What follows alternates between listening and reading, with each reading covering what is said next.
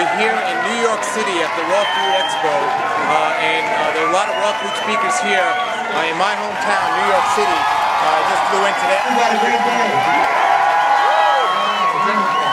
Action. All right, that's good. All right. Hi, everybody. My name is Paulies, and how's everybody doing? Great! Okay, this side of the room say great. Great! This side of the room say less filling. Less filling. Okay, that's what raw food is. It's great and less filling. Okay. I'm going to talk about a topic. It's my newest book, something called the daylight diet. And it doesn't just mean eating when it's daylight outside, because I had somebody come to me once and said, well, what if we live in Alaska? You know, my first answer was like, well, you don't live in Alaska, so why are you asking? But my second answer was, it's not just about not eating when it's light outside, it's not eating when it's late out. Now people say, well, what's late, like midnight? Well, obviously midnight is late, but our body was designed a certain way, and to eat certain times, and it's not to be eating after a certain time. Raw food was hard enough, but now I'm telling them not to eat at nighttime, and they're like, I don't like this guy's diet. I'm going to go to somebody that tells me to eat as much as I want in the middle of the night and everything else. But it is seriously like the biggest problem we have today is not only overeating and undersleeping, but eating when we shouldn't be eating. I have people call me up all the time and they just complain they're on a raw food diet, it's not working for them, they're vegans, it's not working for them. They call me up all hours of the day, all hours of the night. Sometimes they call me up in the middle of the night, and every time they call me, they're like eating something. And I'm like, first of all, I can't understand you because you're eating something. And second of all, when I finally understand them, I tell them, well, I don't even get through the sentence. I say, well, you shouldn't be eating now, quick. It's an addiction.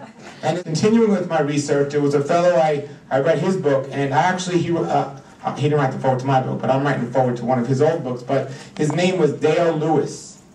Has anyone here ever heard of Dale Lewis?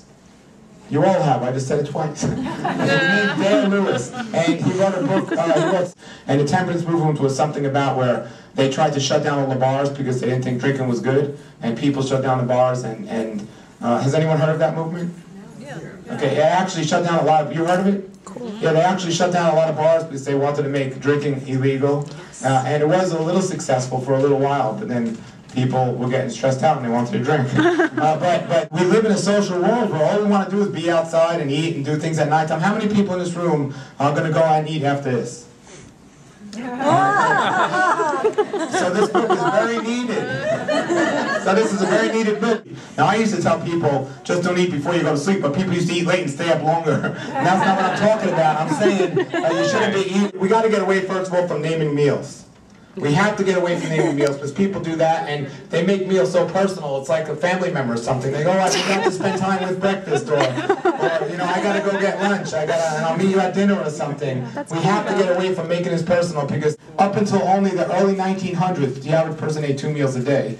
But now we got 3 meals a day. But now today we have your brunch, lunch, crunch, munch, your dinner, your midnight snacks, your after midnight snacks. You're like, I can't tell what time it is snacks, your soap opera snacks, your my basketball team lost snacks, and all these other emotional things that make us eat all these foods and so on, and then we end up overeating. TV is one of the most emotional, depressing, addicting, unhealthy things that we have in our houses. Now I'm really crazy. First he's telling us not to eat late, then he's telling us not to watch TV. What are we going to be in our house doing at nighttime? Sleep? Go figure. I'm really crazy. I'm telling you to sleep at nighttime. But that's how we think. You know, I seem like I'm backwards into this. Well, that's what we should be doing. I mean, TV, I tell everyone, I've been telling them for years. TV, I have a rule about TV. Unless I'm on it, don't watch it. But TV is seriously, it's really bad, and it controls us. There's a reason why they call it programming. If you don't think TV's controlling you, I'll give you just a hint how it is. Has anyone here, by a show of hands, ever eaten a hamburger? Ever? Okay, you're all from New York, so you can understand me. So, has anyone ever eaten a hamburger? Yes. Okay. Has anyone ever eaten a chicken? Yes. How about a turkey? Happy Thanksgiving, a turkey. Yeah. How about a rat? Knowingly. Not too many people haven't. Some of you are like, that's disgusting. I'm not going to eat a rat. But I guarantee if they had a new ad campaign on TV that said rat meat is a healthy choice, They'll put a lot of exterminators out of business. Because that's what people do. They just, the TV programs, they think certain ways. I mean, I'll never forget, I was watching the news one time, a long time ago, and some lady was complaining about all the rats in her neighborhood, saying, oh, this man has to do something, and blah, blah, blah, blah. And then the same lady would be in the park feeding squirrels on a Sunday morning. A squirrel's not but a rat with a pretty tail, but people don't get it, because the TV has a different picture of certain things and makes things certain ways. TV programs us. We have to be careful about that. So the worst thing on TV, the news. More people die watching the news than any other time of the day. People say, well, if you don't watch the news, how do we know what's going on in today's world? I guarantee you, if something is important that happens that you need to know about it, somebody will tell you. You don't have to sit there watching the news all day trying to figure it out and so on. Here's how I watch the news. I just, go on to the internet, I go on Yahoo, I go on the news page, and if I see Paul Nison, I look at it. I don't look at it. It doesn't matter to me. People are like, well, how do we know what the weather's going to be if we don't watch the news? That's why they make windows in houses. You don't have to sit there all day watching the weatherman, who's wrong most of the time anyway. We have to look up, and then people say, well, Paul, I hear what you're telling me, but I'm so busy during the day, I just don't have time for you during the day. I'm like, oh, really? And then I go to the house and he's doing something crazy, like watching the Weather Channel 3 hours a day or something. And it's not even where they live. That's how crazy it is in today's world. So we need to shut the TV. I mean, you really want to see people love reality TV today? You really want to see reality TV? Put a mirror on your TV. And just the craziness that's going on TV is the same thing that's going on in life. That's how we relate to it. So we have to stop listening to the man-made clock. Go tell that to your boss, right? Yeah, I know I wasn't late for work. I'm just, I'm not looking at the man-made clock. That's going to go through real well. He's going to give you one of those Donald Trump things. You're fired.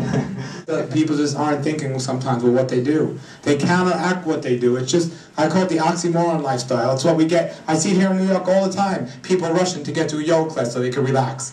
It just doesn't make sense. But that's what people do. And that's still an oxymoron to eat raw food but continue eating all throughout the night and late at night.